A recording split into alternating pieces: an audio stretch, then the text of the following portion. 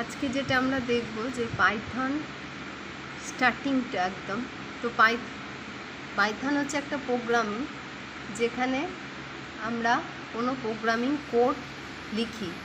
এই কোডগুলো কি করে, পাইথনে কোনো কোড লিখলাম সেটা একটা ট্রান্সলেটার, সেটা কম্পাইলার বা ইন্টারপ্রেটার হতে পারে, সে কি করে সেই হাই লেভেল ল্যাঙ্গুয়েজে, মানে যে কোডটা লিখলাম সেটা হাই লেভেল ল্যাঙ্গুয়েজে, সেটাকে মেশিন লেভেল ল্যাঙ্গুয়েজে পরিবর্তন করে আমাদের কম্পিউটারকে দেয়। তো এটা হলো আমাদের পাইথনের প্রথম ধাপটা।